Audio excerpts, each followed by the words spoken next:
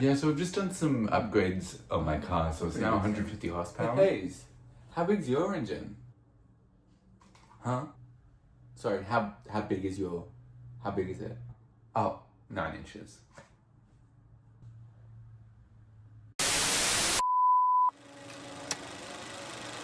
Fast cars, big egos, and Tom Cruise behind the wheel? Yes, please. F1 the Movie is a new sports drama, high octane, directed by Joseph Kosinski. It has finally been released. Is it a worthy addition to the sports racing drama, or is it just another glossy film with no emotional traction? Let's discuss. Brad Pitt plays Sonny Hayes, a retired Formula One legend / has-been who is pulled back into the spotlight to mentor an up-and-coming talent, Joshua Pierce, played by domain interests. Now, right off the bat, this film looks and sounds phenomenal. Kosinski's direction, paired with a killer soundtrack and score, pulls you straight into the chaotic, ego-fueled nature of Formula One. The racing sequences, absolutely top tier. Every time you're on the track, the film becomes a masterclass in tension and immersion. You feel the speed, high stakes, and danger of being on the track. It's thrilling and genuinely some of the best racing sequences I've seen on screen. From a pure sensory perspective, this film excels. Engines roar, cinematography, adrenaline-pumping editing. This is cinema for racing fans. Now, it's not a perfect film, so let's get into it. The script is where this film lacks for me. Whilst F1 nails the look and feel, its emotional engines run on empty. The character development is undercooked at best, and that honestly seems intentional, weirdly. We hear characters talk about their backstories, but we never truly experience or see anything.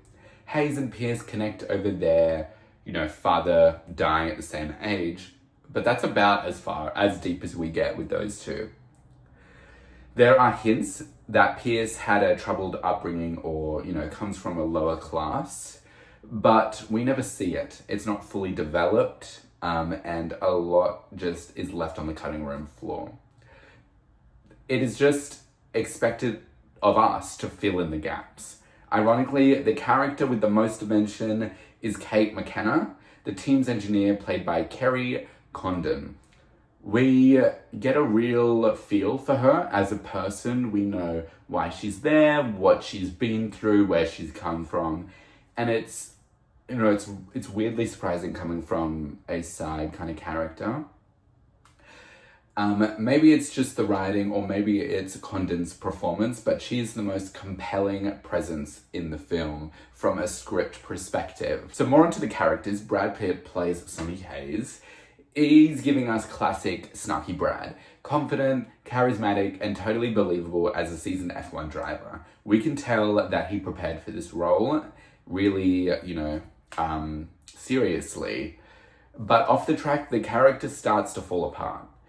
Tortured sports star isn't a personality, and the film never breaks the layers it needs to connect with the audience.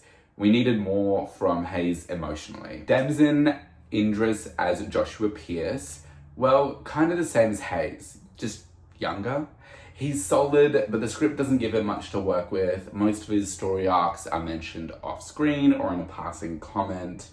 So there's not a lot to connect with. We're just more there to watch him drive, which, maybe that's why you went to F1, maybe it's not. But from a story perspective, there's a lot left on the cutting room floor for him.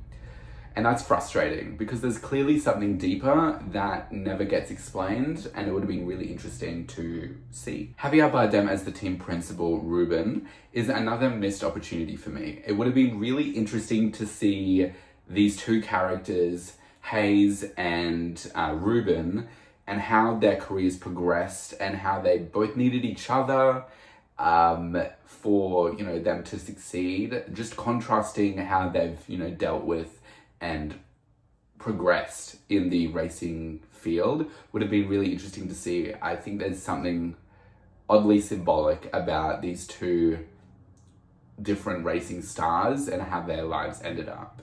But the film never goes there. It's more interested in racing, which is, you know, maybe that's all the film wanted to be. Joseph Kosinski knows how to shoot speed. No one's denying that. We've had Top Gun Maverick be really incredible, and now we have F1 the movie. That's, you know, undeniable. He's really good at creating those immersive kind of high stakes sequences, whether it's on the ground in a car or, you know, in a plane. The film looks fantastic, but off the track, F1 stalls a little bit. It's a movie that nails the vibe of Formula One, the spectacle, the pressure, the adrenaline, but forgets to give characters, you know, actual fuel. There's greatness hinted at, but never reached. Still, if you're here for a fun, you know, high stress situation, time for the thrill, then it delivers. But if you're looking for more emotional stakes and character depth, then you might leave the theater a bit underwhelmed. Alright, so those are my thoughts on F1. Let me know your thoughts down in the comments below. Like, subscribe, do all those good things. Thank you so much for watching, and I'll see you in the next one. Bye, guys.